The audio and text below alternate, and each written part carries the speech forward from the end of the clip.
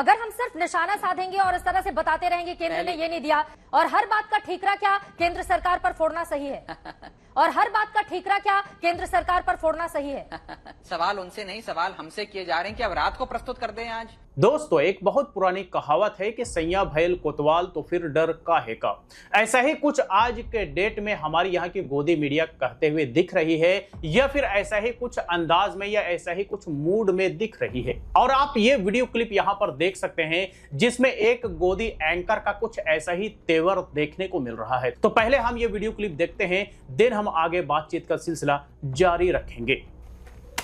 आप कह रहे हैं कि दिल्ली के लोगों में कुछ लोगों की सैलरी लुक गई, तो रात के 12 बजे के बाद कम से कम सबके पास मैसेजेस आ जाते, या सुबह सुबह 8 बजे के बाद उसको कर पाने में कामयाबी तो नहीं मिली ना। अगर हम सिर्फ निशाना साधेंगे और इस तरह से बताते रहेंगे केंद्र ने ये नहीं दिया। इतने तेजस्वी लोग हैं हमारे पास। राजधानी दिल्ली पूर्ण राज्य नहीं है, इस बात को समझना होगा राघव चड्ढा जी। और हर बात का ठीकरा क्या केंद्र सरकार पर फोड़ना सही है। ये तो कमाल के ही सवाल थे चित्रा जी आपके, कि 11 दिन तक हमारे बजट की प्रतिलिपि पर केंद्र सरकार बैठी रही।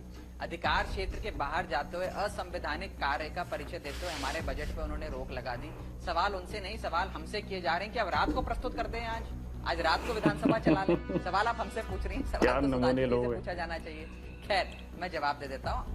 आज सुबह 11 बजे बजट प्रस्तुत होना था। भारतीय जनता पार्टी की सरकार ने हमारे बजट को रोक लिया।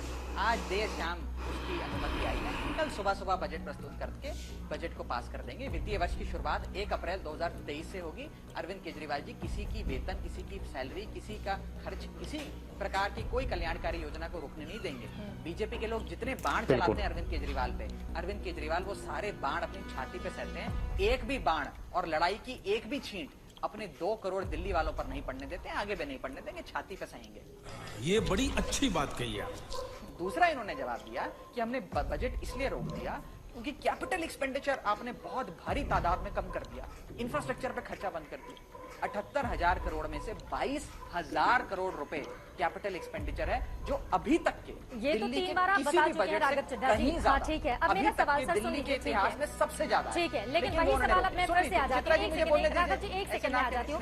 22,000 करोड़ रुपए आप 3 बार बता चुके हैं कि बुनियादी ढांचे पर खर्च किया जा रहा है। आपने बार बार इस बात पर आम आदमी पार्टी की सरकार ने जोर दिया, दिल्ली वालों का पैसा रोक लिया, सैलरी कैसे जाएगी, कल सैलरी देनी है, सैलरी कैसे जाएगी। सर, वित्त वर्ष की शुरुआत कब से हो रही है, आपने खुद ही जिक्र किया। तो बार बार इस बात को लेकर लोगों के सामने जाना कि जैसे आज ही पैसा देना था, सरकार की ओर से पैसा नहीं आया, इस वजह से पैसा जा नहीं सकता है।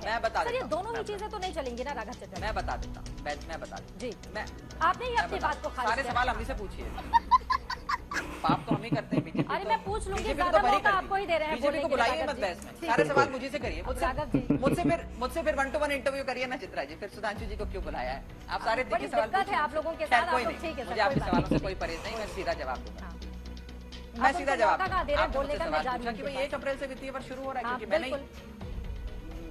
मैंने आपको ये बताया कि वित्तीय वर्ष तो 1 अप्रैल से शुरू हो रहा है। तो वित्तीय वर्ष अगर 1 अप्रैल से शुरू हो रहा है तो उसका ये मतलब थोड़ी है कि 31 मार्च को रात को 12 बजे बजट पास होगा। बजट तो पहले पास होगा। उसकी जो हमारा FCI होता है, जो consolidated fund of the state होता है, उसमें बजट की कॉपी जाती है। उस पूरी एक प्रक्रिया का पालन होता है। फिर मैं वही कहूंगा, कोई गुड्डे गुड़िया का खेल नहीं है कि 31 मार्च रात 11 बजे आपने बजट पास किया और 1 अप्रैल से आपको खर्चे का आवंटन हो गया। ऐसा नहीं होता, एक पूरा प्रोसेस होता है। और आज तक भारत के इतिहास में 1947 में देश आजाद हुआ, आज हम 2023 पे खड़े हैं। निर्धारित समय पर, निर्धारित स्थान पर, निर्धारित दिन पर, तारीख पर बजट प्रस्तुत किया जाता है। आज तक कभी नहीं हुआ कि निर्धारित समय पर बजट ना पेश किया गया हो। ये काला दिन है भारत के लोकतंत्र में। दूसरी चीज, इन्हें हमारे प्रचार से बड़ा दर्द होता है, बहुत दर्द होता है बीजेपी को हमारे प्रचार से। बात तो सही है। मैं बीजेपी को बताना चाहूंगा, दिल्ली की सड़कों पे जरा सुधांशु जी, आप तो दिल्ली में रहते हैं, आप संसद भी आते हैं रोज सुबह, मुझे रोज आपसे मिलने का सौभाग्य प्राप्त होता है। जरा एक दिन संसद के बाद आप और मैं दोनों आपकी गाड़ी में ना दिल्ली की सड़कों पर घूमने चलेंगे। सिर्फ आपको उत्तर प्रदेश के बीजेपी के मुख्यमंत्री योगी आदित्यनाथ, या मध्य प्रदेश के बीजेपी के मुख्यमंत्री शिवराज सिंह चौहान, या हरियाणा के बीजेपी के मुख्यमंत्री मनोहर लाल खट्टर की फोटो और होर्डिंग नजर आएगी, या प्रधानमंत्री जी, गृह मंत्री जी की, अरविंद केजरीवाल की फोटो नजर नहीं आएगी। सारा प्रचार प्रसार आप ही करते हैं। बताइए भाई, यूपी के मुख्यमंत्री दिल्ली में क्यों प्रचार कर रहे हैं? वो तो यूपी में, मध्य प्रदेश के मुख्यमंत्री और हरियाणा के मुख्यमंत्री दिल्ली में क्यों अपनी होर्डिंग लगाते हैं? अपने अपने राज्यों में लगाएं। दिल्ली का मुख्यमंत्री अपने राज्य में लगाए। आप तो असंवैधानिक काम करो, करोड़ों रुपए विज्ञापन पे खर्चो। स्वच्छ भारत के लिए जितना फंड आवंटित किया था उसका 95% प्रचार प्रसार पे खर्च कर दिया, ठीक है। प्रधानमंत्री जी की फोटो लगा दी और तमाम सरकार का प्रचार किया। लेकिन अरविंद केजरीवाल जी अगर थोड़ा सा पैसा स्कूल, दवा, बिजली, इलाज, महामारी के किसी प्रकार के अवेयरनेस प्रोग्राम पे खर्च करना चाहें तो आपके पेट में दर्द होता है। आप करो तो रासलीला, हम करें तो कैरेक्टर ढीला। आपका कुत्ता कुत्ता, हमारा कुत्ता टॉमी, ऐसे नहीं होगा सुधांशु जी।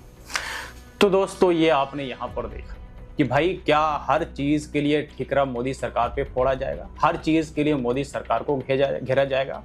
ऐसा कुछ यहाँ पर सवाल इस गोदी एंकर का है, कहिए तो चित्रा त्रिपाठी का। मतलब अगर मोदी सरकार कुछ भी ब्लंडर कर जाए उनसे सवाल तो ना पूछे जाएंगे, अगर कोई भी ब्लंडर करे, किसी भी तरह का रुकावट पैदा करे तो उनसे कोई सवाल नहीं पूछे जाएंगे। और अगर कोई इस पर सवाल खड़े कर दे तो भाई मोदी जी इसको आप क्यों बोलते हैं, मोदी जी को आप क्यों घेरते हैं। मतलब इतना चरण वंदना करना भी सही नहीं होता। भाई हर चीज का एक लिमिट होता है, लेकिन इस तरह के गोदी मीडिया और गोदी एंकरों ने सारी लिमिट क्रॉस कर दी है। और इन्हीं सवाल पर किस तरह से राघव चड्ढा हंस करके इस गोदी एंकर का मजाक उड़ाते हुए इस लाइव डिबेट में दिखे, जो कि आपने यहाँ पर देखा भी। जाहिर सी बात है ये अगर अपना नमूनापना दिखाएंगे तो लोग इनका लाइव डिबेट में इसी तरह से मजाक तो उड़ाएंगे ही उड़ाएंगे। बताइए कितनी सारी रुकावटें पैदा की जा रही हैं दिल्ली सरकार को काम ना करने देने के लिए। बावजूद इसके दिल्ली सरकार किसी तरह से काम तो कर रही है, लेकिन फिर भी मोदी सरकार से कोई सवाल नहीं होने चाहिए, मोदी सरकार से कोई सवाल ना पूछा जाए। और अगर कोई सवाल पूछेगा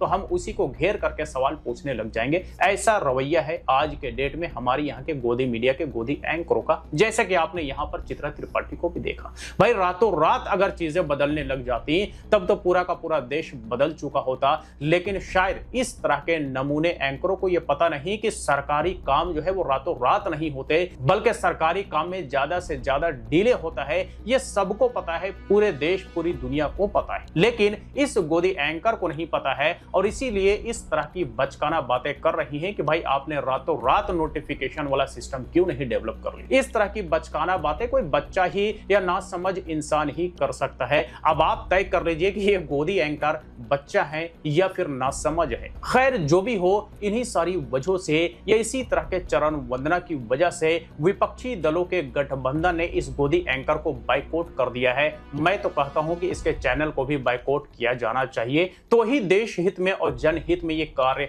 माना जाएगा। तो चलिए आज तक के लिए इतना ही। इस गोदी एंकर के लिए दो शब्द तो बनते ही बनते हैं, कमेंट बॉक्स में जरूर लिखें। फिर मुलाकात होती है किसी नए वीडियो के साथ, तब तक के लिए बाय बाय। मेरा ये चैनल सब्सक्राइब करें और मेरे हर अपडेट आपको मिले, इसके लिए बेल आइकन जरूर दबाइएगा।